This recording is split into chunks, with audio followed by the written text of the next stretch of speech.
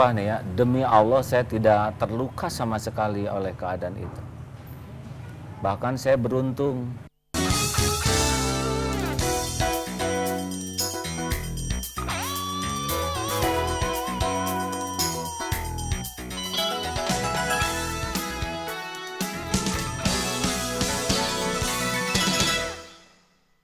Saat ini saya ada di kawasan Geger Kalong di Bandung, Jawa Barat. Tempat ini merupakan kampung halaman atau biasa disebut hometown dari Abdullah Agim Nastiar yang biasa kita kenal dengan Agim. Seperti apa dia sekarang, apa saja aktivitasnya, dan apa pendapat serta pandangan dia tentang berbagai hal yang mungkin selama ini menjadi pertanyaan Anda. Ikuti saya, Alvito Dinova, saya akan mewawancara Agim dalam edisi kali ini di program Tokoh.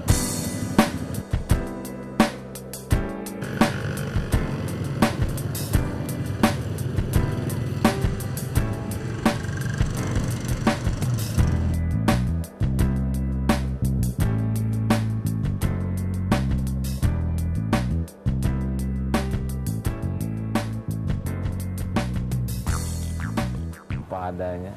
Assalamualaikum. Waalaikumsalam warahmatullahi wabarakatuh. Alhamdulillah. Iya ya.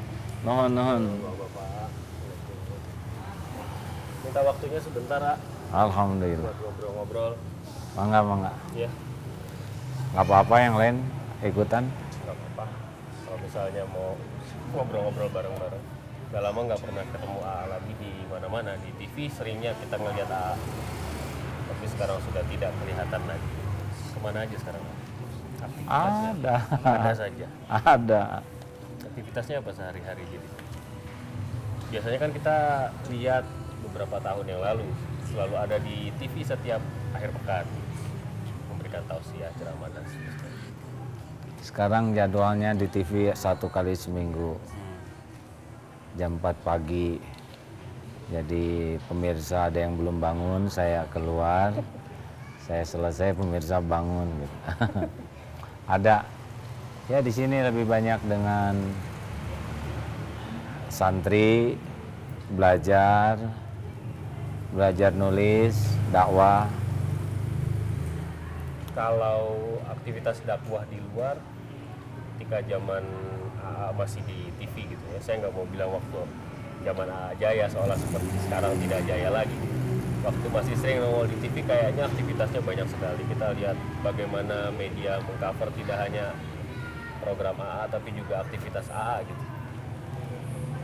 Sekarang aktivitas itu seperti apa? Berkurang atau masih tetap?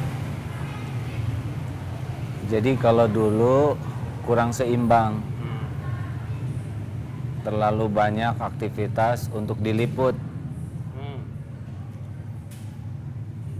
Padahal sangat banyak kewajiban. Tapi sekarang berusaha lebih proporsional. Dulu memang sangat sibuk. Tetapi banyak bolong-bolong. Artinya bolong? Banyak. Dulu tuh seperti membangun masjid. Masjidnya bagus. Orang banyak yang kagum. Banyak yang menikmati masjid itu, tetapi yang bersangkutan sendiri Masjidnya sendiri tidak merasa sejahtera. Nah, bukan yang membangunnya itu pun merasa jadi sholatnya tidak khusyuk, sangat sibuk saja untuk membuat masjid yang indah. Nah, sekarang masjidnya insya Allah mudah-mudahan indah, yang sholatnya juga yang membangunnya sholatnya khusyuk, ilmunya memadai untuk bisa memakmurkan. Jadi bukan hanya untuk sibuk membuat indah dalam penampakan. Saya menangkap ada kesan masbul dari pernyataan AA tadi. Artinya ini introspeksi atau evaluasi yang lakukannya kondisinya seperti itu memang. Iya. Banyak yang sesalkan ketika hal itu terjadi sekarang barangkali. Jadi pada waktu sangat sibuk, cenderung kepekaan kita kurang. Alhamdulillah Allah memberikan kesempatan badai yang membuat jadi punya waktu untuk mengevaluasi.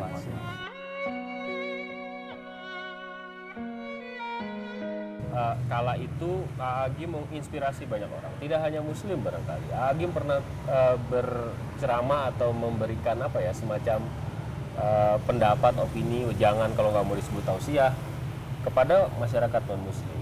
Agim tidak hanya disukai oleh orang-orang yang seiman, tapi juga yang lain juga begitu. Bisa menjadi seperti saya katakan sebagai obat yang dibutuhkan. Kondisinya kurang lebih sekarang tidak jauh berbeda dengan dulu. Karena memang ada badai itu. Kemudian kondisinya seperti Ya insya Allah suatu saat kalau Allah sudah menentukan harus berbicara lagi di khalayak yang lebih luas. Mudah-mudahan obatnya tidak hanya enak di telinga, tidak hanya enak dilihat, tapi benar-benar masuk ke dalam relung hati yang paling dalam. Karena hati itu hanya bisa disentuh oleh keikhlasan. sekarang berarti belum. Belum, sedang berproses terus. Kapan proses itu nggak tahu ya. Gini, dulu juga tidak pernah terbayangkan untuk bisa ceramah di TV, tidak pernah terbayangkan untuk membangun pesantren, tidak pernah terbayangkan akan ceramah di depan orang banyak. Tapi itu terjadi. Dan sesudah dievaluasi banyak bolongnya. Nah, sekarang berusaha memperbaiki. Dan semua ini pasti disaksikan oleh Allah. Kalau toh akan manfaat, pasti Allah ngatur lagi seperti dulu, ya kan? Tapi saya tidak mau mengulangi kesalahan yang sama. Hal seperti itu namanya pencitraan, dan orang bertahan untuk melakukan apapun demi citra gitu. Apakah dia seperti itu atau tidak seperti itu nomor dua. Yang penting citranya tetap dipertahankan. Agim malah bertolak belakang. Tidak penting bagi saya citra. Sama sekali tidak penting. Yang paling penting adalah benar. Hina, puji, caci sama saja. Kalau kita benar pasti ada yang puji, pasti ada yang caci. Dan bukan itu tujuan kita benar. Seperti kalau kita jujur. Jujur bukan untuk disukai orang. Jujur bukan supaya naik pangkat. Jujur bukan supaya barang laku. Jujur karena memang inilah yang harus dilakukan, ya nggak? Jadi gak pusing, orang mau muji, mau nyaci, mau menghargai, mau memaki, itu silakan. Yang paling penting benar dalam pandangan Allah. Ini bukan karena AA kondisi semacam ini nih, bukan karena AA mendapat kekecewaan yang bertubi-tubi dari misalnya masyarakat yang tadinya respect pada AA terus berbalik. Media juga begitu, menghembuskan informasi yang kemudian ditangkap secara reaktif oleh masyarakat. Saya sumpah nih ya, demi Allah saya tidak terluka sama sekali oleh keadaan itu. Bahkan saya beruntung dengan adanya media yang memberikan citra sebaliknya, itu menjadi ladang bagi saya. Oke, kita akan lanjutkan pembicaraan itu, tapi saya mau membahas tentang masjid ini. Masjid ini adalah sentral dari aktivitas Agim di Geger Kalong Girang ya. Ini merupakan masjid ini merupakan bangunan pertama lah, cikal bakal begitu ya. Iya. Seperti itu ya. Awalnya hanya rumah kontrakan berukuran 400 meter. 400 meter persegi yang dibeli. Agim itu sarjana teknik, Elektro. lebih kepada bisnis dan aktivitasnya adalah berdagang gitu. Mulai dari mana sebenarnya? Ya, saya dagang dari mulai TK dulu, sudah biasa dagang. Masa Ya, dagang jambu tetangga. SD sudah jualan, SMP, SMA. Kuliah juga sambil kerja sambil jualan. saya berkeinginan untuk mengajak Agim, karena kenapa saya katakan begitu, karena Agim belum tentu mau saya ajak karena ya nggak mau menunjukkan lah keberhasilan dan sebagainya. Tapi menurut saya perlu paling tidak buat saya sendiri, karena mana tahu saya bisa belajar jadi pengusaha dan berhenti jadi pegawai misalnya. Boleh ya? Nanti boleh. Ketika itu yang ingin saya tanyakan, bagaimana sebenarnya suasana Agim waktu itu? Menikmati popularitas atau menjadi beban popularitas itu atau bagaimana? Ya, waktu itu hanyut. Harusnya tidak begitu.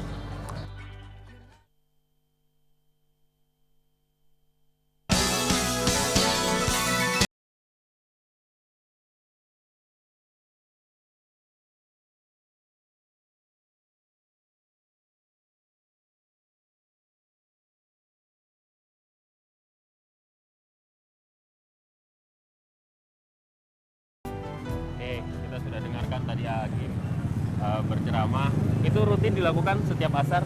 Ya, kalau AA yang malam Kamis jam 9 malam khusus untuk para senior. Nah, ini ada masjid, kemudian di sini tempat usaha juga. Konon kabarnya punya banyak sekali lini usaha gitu. Iya, alhamdulillah. Bagaimana mulainya? Islam itu selalu menganjurkan tangan di atas lebih baik daripada tangan di bawah. Memang AA memulai semuanya sebagai pengusaha dulu, baru kemudian sebagai Iya, pendakwah. iya betul. Berarti menjadi pendakwah itu tidak sengaja. Niatnya jadi bisnismen. Menjadi pendakwah itu garis takdirnya. Orang tua tentara, sekolahnya ceritanya elektro, hobinya bisnis, tapi karena garisnya begini, kan tidak ada yang baru, semua itu ada takdirnya ya. Kalau AA bisa diminta untuk memilih gitu, walaupun mungkin AA tidak mau memilih. Kalau misalnya diminta untuk menunjukkan identitas, AA Agim itu pendakwah atau pengusaha? Ya seorang hamba Allah aja lah. Sebetulnya tidak begitu penting ya nama pengusaha, nama pendakwah. Tapi yang paling penting benar-benar kita jadi orang benar itu aja. Jangan sampai malah status itu yang jadi topeng kita. Menjadi orang benar itu ukurannya ukuran agama apa sih? Pasti karena yang menciptakan kita Allah, maka standar benarnya juga menurut Allah. Karena kalau menurut orang relatif, ya kan? Ayo. Untuk menjadi Assalamualaikum. Hei. Assalamualaikum. Miring lempeng. Nah, di sini ada rumus. Kenapa itu? Bebas komibah, berantakan rapikan, basah keringkan, miring luruskan, bahaya amankan. Jadi ada standarnya.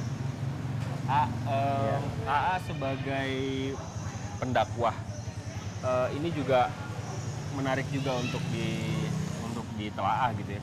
Karena Agim itu katanya punya ilmu yang liduni atau namanya, atau ilmu yang memang sudah ada dan bisa dilaksanakan dakwah itu gitu tanpa harus belajar, katanya begitu.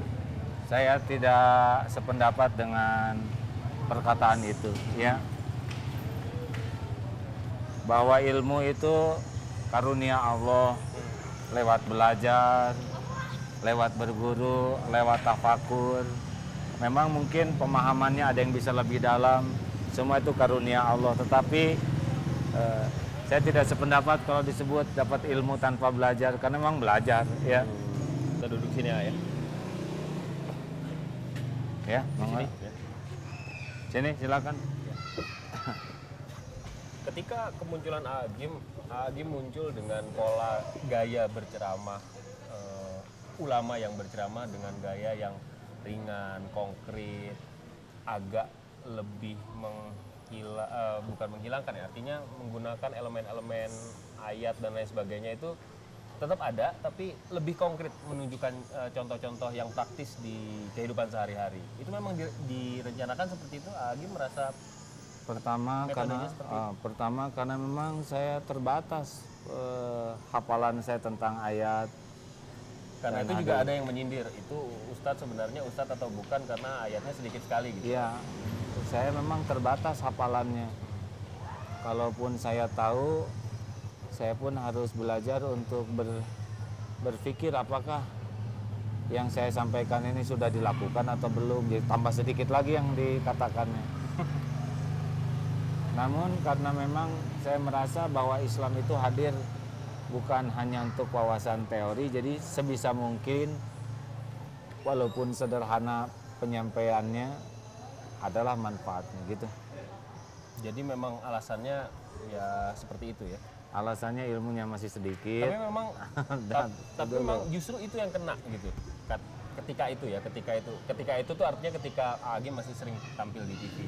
Ketika itu dan Agim kemudian menjadi dalam tanda kutip idola baru. Ketika itu yang ingin saya tanyakan, bagaimana sebenarnya suasana Agim waktu itu? Menikmati popularitas atau menjadi beban popularitas itu atau bagaimana? ya waktu itu hanyut. Harusnya tidak begitu. Awalnya tidak populer, tapi tiba-tiba semakin dikenal dengan kecepatan yang sangat tinggi. Tidak siap struktur, keimanan, keilmuan. Bisakah seorang Agim yang kita lihat di TV dan mengilhami banyak orang, menginspirasi banyak orang, hanyut gitu? Ya, hanyut. Hanyut. Dan Allah tahu persis. Bentuk hanyutnya seperti apa? Menikmati dipuji, menikmati dihargai. Cirinya sederhana, kurang waktu untuk belajar, kurang waktu untuk mengevaluasi diri. Itu kan orang yang hanyut tuh begitu. Yang larut di dalam gegap gempita itu menjadi kurang berani evaluasi diri. Kalau orang mengatakan pinter, udah merasa pinter. Kalau udah orang mengatakan sukses, jadi merasa sukses. Padahal seharusnya kan selalu evaluasi. Yang saya maksudkan hanyut tuh begitu. Pernah nggak di saat itu merasa bahwa saya yang paling hebat gitu? Karena itu Iya, untuk level pendakwah saya yang paling hebat di Indonesia. mungkin tidak sampai gitu-gitu amat ya. Tidak sampai merasa paling hebat karena saya tahu banyak yang luar biasa lebih baik. Cuman di hati ada rasa ujub, merasa mengagumi diri, nah itu penyakit. Dan ini tidak disukai oleh Allah. Jadi mungkin jamaah suka, para pendengar suka, pemirsa suka, karena lihat ceramah dan sebagian sikap pada waktu itu. Tapi kan Allah lebih tahu apa yang ada tersimpan di lubuk hati yang terdalam. Nah inilah yang sedang berusaha dicari dan diperbaiki. AA mengatakan ini, apakah memang karena ini adalah dampak dari badai yang AA alami? Atau memang ini secara jujur AA rasakan sendiri? Karena bisa saja, ya kondisinya sudah terpuruk, kemudian ya akhirnya excuse gitu. Gini ya, kalau orang excuse, dia tidak akan nyaman dan tidak akan mantap. Rasakan sendiri, apakah obrolan saya ini membuat nyaman dan mantap atau tidak. Kalau orang sibuk dengan alasan, dia akan gamang. Tapi kalau seseorang sampai ke lubuk hatinya, kapanpun dia akan konsisten. Oke. Kondisi yang sekarang ini, apakah AA menyesali pernah menjadi populer? Sekarang pun tetap populer, tapi waktu itu sangat-sangat populer. Jadi pola pikirnya bukan begitu. Apa yang sudah terjadi itu takdir. Takdir populer itu pun menjadi kehendak Allah. Tapi yang harus saya temukan adalah kesalahan apa pada waktu ada takdir populer itu. Salah saya apa, di mana, apa yang harus segera saya perbaiki. Ya, tidak boleh. Kalau nasi jadi bubur, tidak boleh kita menyesal. Tapi kita cari akal supaya bubur ini jadi bubur ayam spesial. Semua orang bisa mengalami hal yang sama seperti Agim dalam level tertentu. Mungkin tidak harus menjadi populer, bisa dapat rezeki yang lebih dan seterusnya. Bagaimana kemudian ketika itu didapat, itu kan itu rahmat, itu berkah gitu apa yang alami. Itu ujian tuh ada dua jenis. Ada ujian kepahitan, ada ujian kemudahan. Sejujurnya ya, ujian yang lebih berat itu adalah sesuatu yang cocok dengan keinginan kita. Karena cenderung larut, dia akan suka, dan cenderung tidak hati-hati. Tapi kalau sesuatu yang pahit, dia akan cenderung lebih, mungkin awalnya pahit, tapi dia akan berpikir. Nah untuk menjadi seperti itu gimana? Itu harus kuat iman. Dari Jatuh. kasat mata seharusnya hal itu dimiliki oleh seorang Abdullah bin Nastiar yang menjadi pendakwah dan penceramah itu, kala itu. Harusnya begitu. Tapi ternyata Gini, karena mungkin ilmu agama saya belum banyak dari awal ya. Bukan lahir dari dunia pesantren, kemudian masuk dalam dakwah dan tiba-tiba oleh Allah diuji dengan ya sedemikian rupalah dunia dikasih ya, sehingga infrastruktur saya belum siap untuk mendapatkan kecepatan popularitas, kecepatan duniawi yang datang. Tapi ya semua ini sekarang diberi kesempatan oleh Allah untuk menemukan bolong-bolongnya dan secepatnya memperbaiki, dan ini butuh waktu. Seorang pendakwah atau dai seperti Agim itu dan mungkin yang lain-lainnya memiliki kapasitas yang berbeda. Jadi nggak pernah kita bayangkan seorang Agim bisa ria, bisa ujub, bisa puas diri, berbangga diri dan seterusnya dan seterusnya. Kalau misalnya mendengarkan pendapat AA ini, mungkin saja pendakwah-pendakwah yang lain akhirnya kehilangan kepercayaan dari bisa saja mereka yang ada di atas itu ternyata juga mengalami apa yang dialami saat itu. Bisa nggak begitu? Kalau saya berubah hanya untuk penilaian orang, maka itu perubahannya juga tidak akan pernah terjadi. Karena justru masalahnya adalah penilaian orang yang membuat kita susah tuh. Kalau kita berubahnya lillahi ta'ala gitu, memang karena ini saya harus robah, saya harus tobat, ya nggak? Walaupun orang anggap saya baik, tapi saya bukan itu yang saya inginkan. Bukan penilaian dianggap baik oleh orang. Tapi pengen baik. Tidak cukup kita ingin dianggap baik, kita ingin baik. Jadi itu berproses. Proses. Nah bagaimana? Nah, saya tahu, kalau Allah tahu persis lubuk hati kita, ini proses ini benar, niatnya benar, tidak akan ada dampak negatif. Kala itu terjadi, apakah Agim sempat marah sama keadaan? Karena AA harus merumahkan ratusan orang ya, ratusan karyawan kalau saya tidak salah.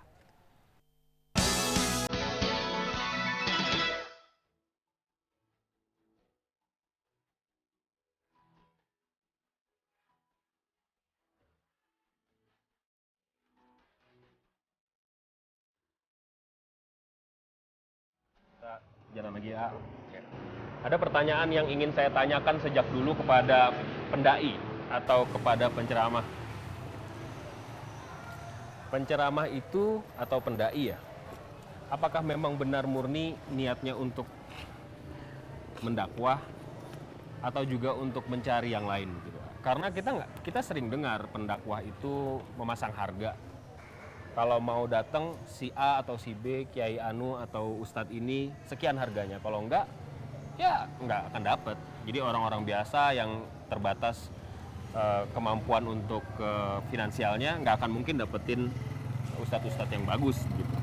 Apakah memang seperti itu dan memang budayanya seperti itu? Satu, saya tidak akan pernah berani menilai orang lain.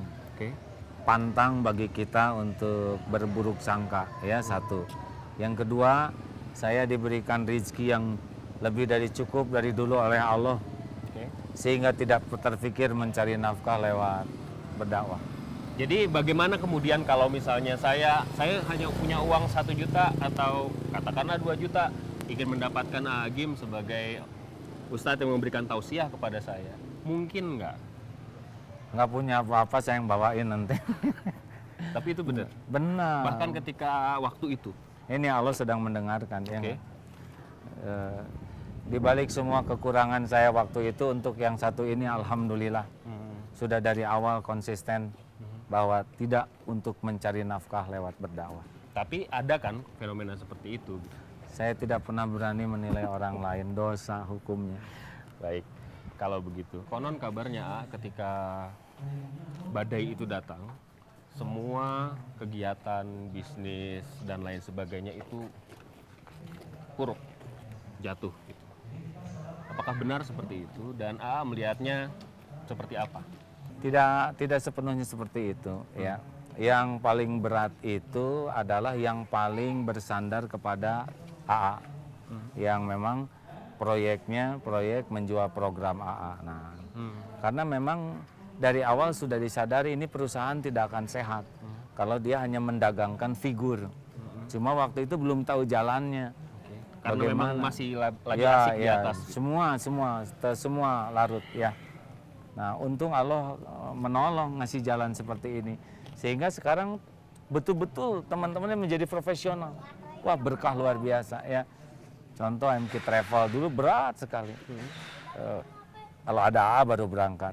Sekarang target 1.200 jamaah, ternyata Allah menggerakkan 1.600 jamaah setahun. Ya, yang sudah tidak bergantung kepada figur. Pelatihan-pelatihan sekolah ini sekarang ada tadi ya. Dulu nggak ada, sekarang ada. Jadi banyak hal baru yang jauh lebih bagus sekarang, jauh lebih bagus ya. Ketika itu terjadi, sekarang kan mungkin sudah membaik. Ketika kala itu terjadi, apakah Agim sempat marah sama keadaan? Karena AA harus merumahkan ratusan orang ya, ratusan karyawan kalau saya tidak salah. Sempat nggak ada kemarahan gitu yang Tidak marah. Masa Karena tidak. Karena saya yakin betul bahwa ini merupakan dari awal juga penyelamatan dari Allah. Mungkin tidak marah sama Allah, tapi marah sama siapapun lah. Enggak, Tidak sama sama sekali. media tidak ada. Karena ilmunya udah ada ya, bahwa kita pasti diuji. Hanya dulu baru teori. Sekarang datang, oh iya seperti ini nih. Oh iya, berarti saya harus tobat. Apalagi dibimbing oleh para ulama yang memang sudah sangat matang ilmunya. Sehingga dijelaskan ini cara Allah menyelamatkan AA, keluarga, umat, ya seperti inilah jalannya. Itu fase ketika AA bertobat. Apakah ada fase tobat itu? Tobat karena apa? Ya tobat dengan semua kelalaian dari dulu tuh. Dari mulai balikan penuh dengan dosa kita ini. Terutama pada saat di TV ribuan orang datang. Seperti tadi diceritakan, kalau kita nostalgia jangan tergiur oleh banyaknya jamaah, tapi dosa apa yang ada di hati saya ketika melihat jamaah banyak? Mereka dapat apa dengan kehadiran saya? Ya enggak? Itu perspektifnya sekarang berubah ketika berdakwah dibandingkan ya, ketika kalau dulu mungkin jauh lebih takut sekarang. lebih Kalau, takut. Iya, Takut karena takut Allah tidak suka. Kalau mulut, hati, sikap nggak sama, itu kan munafik namanya. Kalau dulu belajar siap untuk ceramah yang bagus. Kalau sekarang belajar siap untuk ceramah yang disukai Allah. Kenapa harus terjadi badai ini? Allah sangat suka dipuji orang. Maka Allah robah orang jadi mencaci. Supaya putus harapan ini dari kesenangan dipuji.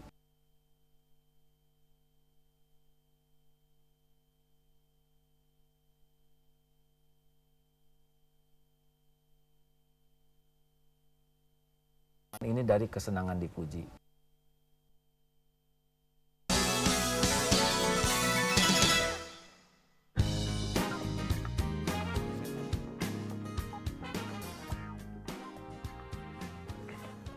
Ini cottage dibuat pada waktu zaman Krismon ya.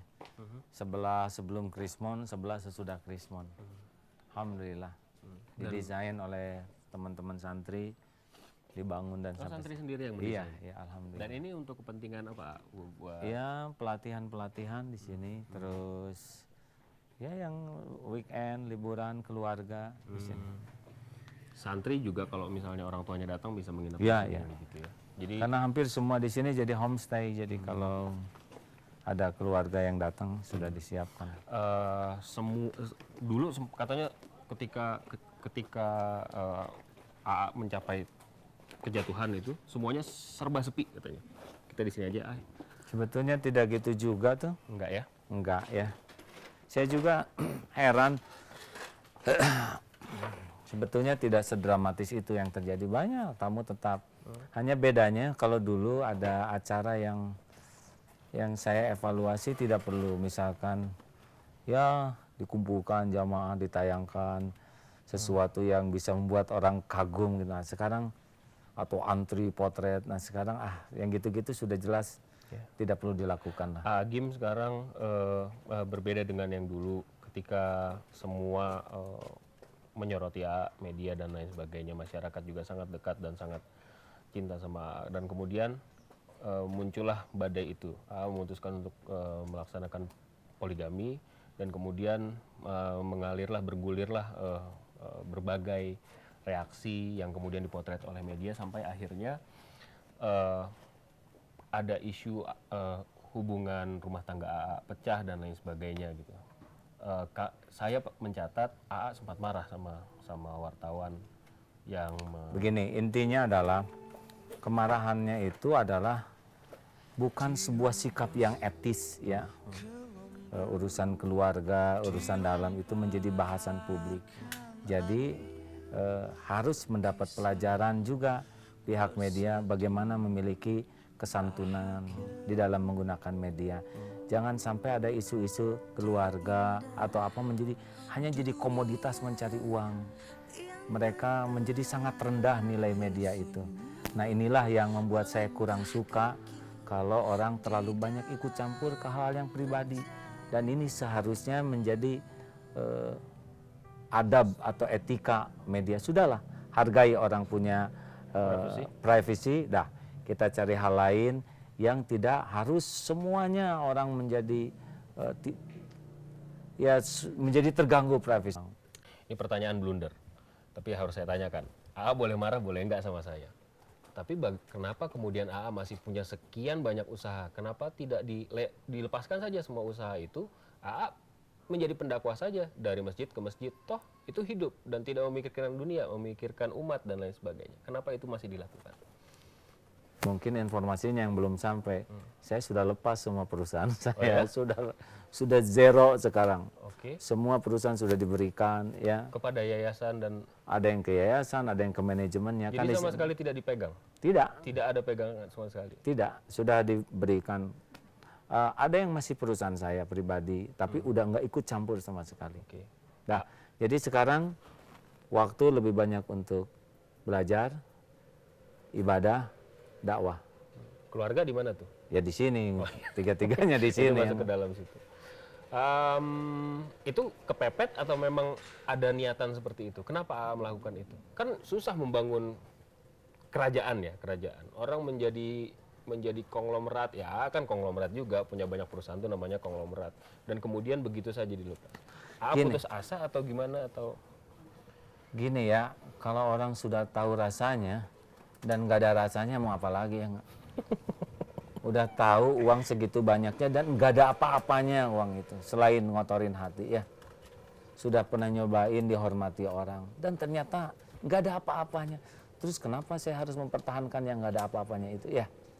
Bukan berarti tidak punya dunia, tapi mudah-mudahan udah nggak ada di hati. Dan itu lebih nyaman, lebih enak sekali ya, lebih tenang. AA sekarang ada di usia 40-an ya? 48. 48. Sebenarnya masih produktif lah. Orang barat bilang hidup dimulai dari umur 40 gitu katanya. Mungkin itu untuk mengatakan bahwa fase umur 40 itu fase kemapanan gitu. Di fase usia yang mapan ini AA justru melepaskan semua yang AA bangun dari umur 20-an barangkali gitu ya. Apa yang harus dilakukan untuk bisa seperti itu? Di saat semua orang ingin populer, semua orang ingin kaya, semua orang ingin terkenal, dihormati, dihargai, dan seterusnya. Alhamdulillah Allah udah pernah ngasih semua itu ke saya ya. Dan nggak ada apa-apanya. Mau apa kita senang dengan sesuatu yang nggak ada apa-apanya. Saya menemukan sekarang sesuatu yang lebih bernilai.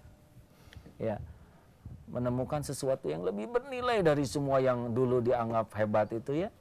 Yaitu nikmatnya hati yang belajar bersih. Belajar ikhlas, belajar hidup tanpa mengharapkan apapun dari siapapun, ya nggak? Kecuali memberikan yang terbaik. Dan itu enak sekali ya. Ringan, lezat. Kalau orang masih ingin diketahui kebaikan, ingin dilihat, ingin dipuji, ingin dihargai, ingin dibalas budi, udah pasti tersiksa tuh hidupnya. Kalau udah lepas keinginan itu datang semua tuh. Nih, coba jawab. Assalamualaikum warahmatullahi wabarakatuh. Waalaikumsalam warahmatullahi wabarakatuh. Karena saya ngasih kan, maka kembali ke saya. Sekarang saya diam. Tuh kan nggak ngapa-ngapain kepada saya kan. Sekarang saya kasih separoh. Assalamualaikum. Waalaikumsalam warahmatullahi. Masih bagus, dapat banyak juga. Jadi pikirannya bukan mendapat dalam hidup ini. Tapi saya membayangkan kalau misalnya itu terjadi, dunia ini nggak dinamis sekali ya. Kata siapa? Kalau semuanya ya udah ikhlas saja gitu. Tunggu dulu, pemahaman ikhlasnya nggak tepat. Gimana tuh yang tepat? Hidup ini khairun nas anfa'uhum linnas. Sebaik-baik manusia itu manusia yang paling banyak memberikan nilai manfaat. Seorang profesional muslim kalau kerja, ketika dia bekerja, dia lebih sibuk menjaga value, nilai-nilai. Sehingga kalau dia dapat uang, dirinya lebih berharga dari uangnya. Dia seorang jujur, dia seorang yang bersih. Karena ada orang yang cari uang, dia nggak jaga nilai-nilai. Dia maling, dia zina, uangnya banyak, dianya miskin. Mobilnya bagus, dianya nista, kan begitu? Nah, kita tidak, kita menjaga value. Ketika sudah dapat distribusi, kita punya rezeki yang banyak, makin banyak. Karena kita perlunya udah bukan ngumpulin lagi. Orang yang senang ngumpulin itu orang yang miskin. Orang yang jiwanya miskin tuh merasa aman dengan banyak uang, banyak catatan. Tapi kalau hati udah mulai kaya, udah nggak senang itu lagi, bukan kumpul-kumpul, senang ngasih-ngasih. Harusnya begitu, dan itu yang dicontohkan Nabi. Jadi justru menjadi sangat produktif. Waktu bekerjanya dia bisa menjadi value yang bagus. Ketika dapat, dia tambah value-nya. Tapi lepaskan semua keinginan, lepaskan semua syahwat dalam tanda kutip itu. Keinginannya untuk yang lebih tinggi. Ya misalkan kita ingin punya uang, buat apa? Kalau dulu mungkin pengen sesuatu yang bagus buat kita aja. Tapi sekarang kita ingin punya lebih supaya kita memberi lebih. Beda ya? AA Gym for President misalnya begitu dan lain-lain. Saya tidak tertarik ngomongin itu lagi.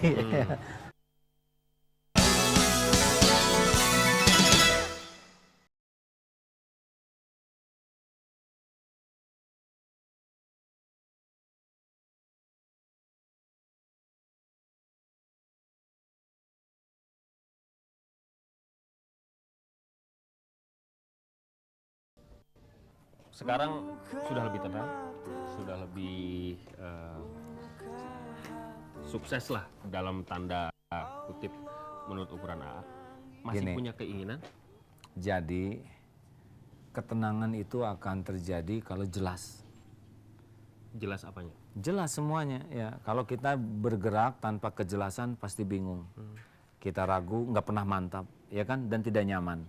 Tapi kalau jelas, kita nyaman dan mantap. Nah, jelas siapa diri kita. Itu kalau udah ngerti lebih mantap tuh. Jelas mau kemana hidup ini. Jelas siapa Allah tuh. Jelas apa yang harus kita lakukan dalam hidup ini. Nah, kalau jelas kita jadi nyaman, jadi mantap. Ini yang mahal.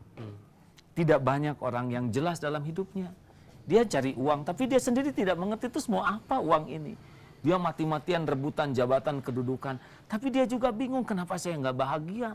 Kenapa saya sengsara dengan jabatan ini. Ada yang mati-matian ingin populer. Tapi dia pun di dalam kesendiriannya. Kok saya menderita di dalam populer ini. Karena nggak jelas tujuannya. Nah itulah pentingnya keyakinan kepada Allah yang benar. Itu bikin jelas. Kalau jelas itu dua. Nyaman dan mantap. Oke. Agim masih punya cita-cita nggak?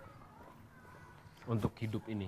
Ya saya cita-cita. Sampai akhir masa nanti Ya, ajal menjemput. Oh ya, Apa keinginan A? saya ingin sisa umur ini bisa memberikan yang terbaik dari hidup saya, yang kepada umat, kepada bangsa ini, kepada agama. Oke.